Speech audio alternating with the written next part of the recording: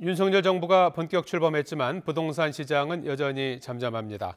호재가 있는 일부 강남권, 용산구의 강세만 이어지는 추세인데요.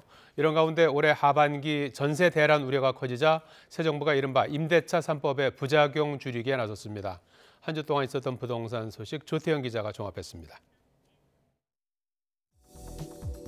이번 주 전국 아파트값은 한 주 전보다 0.01% 하락했습니다. 4주 연속 보합세를 보이다가 지난주에 소폭 하락한 뒤 2주째 약보합세가 이어진 겁니다.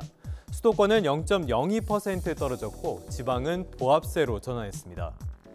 서울 전체로도 관망세가 계속되고 있습니다. 다만 지역별로는 차이가 있는데 노원구와 서대문구 등은 비교적 크게 하락한 반면 대통령 집무실 이전과 재건축 같은 호재가 있는 용산구와 강남권은 상승했습니다. 여전히 관망세를 보이고 있고 주택 간에는 옥석 가리기가 나타나고 있습니다.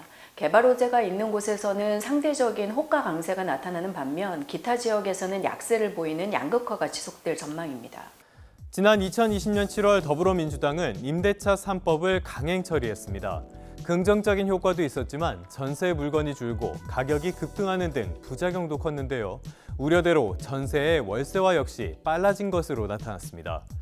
올해 들어 서울에서 거래된 임대차 계약 가운데 월세 비중은 50%가 넘었습니다. 월세가 임대차의 절반을 넘긴 건 이번이 처음입니다. 2년 갱신 계약이 만료되는 올해 하반기엔 부작용이 더 커질 것이란 우려가 제기되면서 원희룡 장관을 새 수장으로 맞은 국토교통부의 고심도 깊어지는 분위기입니다. 대한 실증적이고 경험적인 자료를 놓고 우리가 막연한 선입관 또는 정책 의도만 갖고 얘기하는 것이 아니라 데이터를 갖고 얘기할 필요가 있다고 생각을 하고요. 다만 갱신 계약 만료가 안정세에 접어든 전세 시장에 어떤 영향을 미치게 될지 속단하기 어렵고 여소야대 상황 속에 법 개정도 쉽지 않은 만큼 전월세 신고제의 계도 기간을 연장하거나 이른바 착한 임대인에게 보유세 감면 혜택을 주는 등의 방안이 먼저 추진될 것으로 보입니다. YTN 조태현입니다.